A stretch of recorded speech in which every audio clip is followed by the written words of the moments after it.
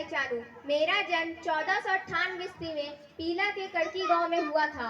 मुझे गुजराती कवित्व माना जाता है। मैं अपने बचपन के दिनों से ही भारोत्तोलन खेल में रुचि रखती हूँ, क्योंकि केवल 12 वर्ष की उम्र में ही लकड़ियों के गट्ठर उठाकर अभ्यास किया करती थी।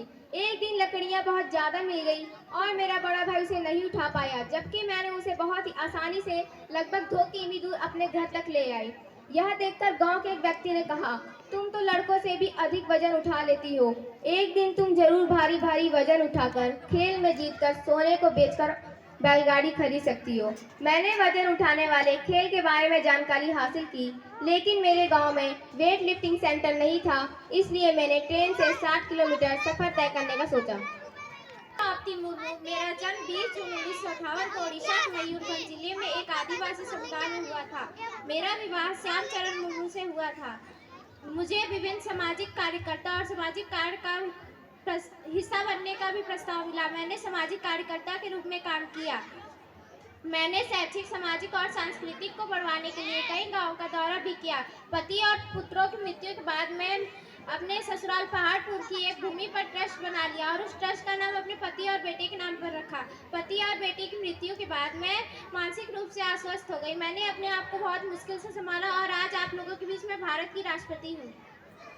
रानी लक्ष्मीबाई। मेरा जन्म वाराणसी में 19 नवंबर 1828 में हुआ था। मेरे बचपन का नाम मणिकर्णिका था, लेकिन प्यार से मुझे मनु और छबीली कहकर बुलाते थे। क्या महिला हुई तो पति के बिना राज्य की रक्षा नहीं कर सकती? चमक उठी सन 57 में, वह तलवार पुरानी थी, बुंदेले हर बोलो के मुंह, हमने सुनी कहानी थी, खूब लड़ी मर्दानी, मैं तो झांसी वाली रानी थी। मैंने अपने जीवन काल में अनेक लड़ाइयाँ की और हमेशा अपने बहादुरी का परिचय दिया। मैंने पूरे महिला समाज को बताया कि हमारा काम केवल घरेलू कामों तक सीमित नहीं, जब रक्षा की बात आए तो हम भी परिश्रम से लड़ सकें। हम लड़ेंगे ताकि आने वाली हमारी पीढ़ियां आजादी का उत्सव मना सकें। मैं इंदिरा प्रियदर्शनी गांधी वर्ष 1966 से लेकर 1977 तक लगातार 3 पारी के लिए भारत गणराज्य की प्रधानमंत्री रही और चौथी पारी के लिए अपनी राजनीतिक मृत्यु तक 1980 से लेकर 1984 तक प्रधानमंत्री रही। अपने पिता की मृत्यु के बाद मैं चुनाव प्रचार में जुट गई, जिसके कारण मेरे पहले भाषण पर लोगों ने मुझ पर पत्थर फेंका, जिसके कारण मेरी नाक की हड्डी टूट गई। नाक की हड्डी टूटने से मैं कहाँ कमज़ोर पड़ने वाली। लोग मुझे आयरन लेडी के नाम से भी जानते हैं। मेरा प्रसिद्ध भाषण है, मैं आज यहाँ हूँ, कल शायद ना रहूँ। मुझे चिंता नहीं, मैं रहूँ या ना रहूँ। मेरा जीवन लंबा रहा और मुझे इस बात का गर्व है। मैंने अपने पूरे जीवन अपने लोगों की सेवा में बिताया है और आखिरी सांस तक ऐसा करती रहूँगी। मैं जब मरूंगी तो मेरे खून का एक एक कतरा भारत को मजबूत बनाने में काम आएगा। मैं मैरी कॉम। जितना कठिन संघर्ष होगा उतनी शानदार जीत होगी। यह लाइन अगर किसी पर सटीक बैठती है तो मैं हूँ। एक गरीब किसान के यहाँ पैदा हुई मैरी कॉम। पूरी दुनिया में मैंने अपनी शानदार इच्छा शक्ति से भारत का नाम पैदा किया है। अब तो मैं वर्ल्ड चैंपियन हूँ। 6 गोल्ड मेडल जीतने वाली मैं दुनिया की पहली महिला बॉक्सर बन गई हूँ। हालांकि 3 बच्चे होने के बावजूद मेरे लिए यह सफर इतना आसान नहीं रहा, फिर भी मैंने अपनी मेहनत और लगन से यह कर दिखाया। पहले तो एक गरीब घर में पैदा होना, ऊपर से एक लड़की होना। परिस्थितियाँ कितनी भी विपरीत क्यों ना हो, अगर हम संकल्प लेकर आगे बढ़े तो कुछ भी करना नामुमकिन नहीं रह जाता। बैंगते जंग नहीं जंग मैरी कॉम, मुझे MC मैरी कॉम के नाम से भी जाना जाता है। मेरा जन्म 1 मार्च 1983 को मणिपुर के कांगथई में एक गरीब आदिवासी परिवार में हुआ था।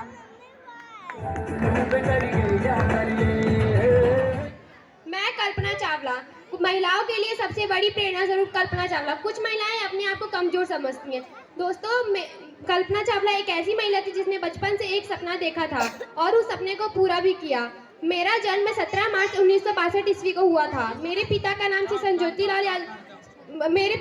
बनारसी लाल और मेरी माता का नाम संज्योति था।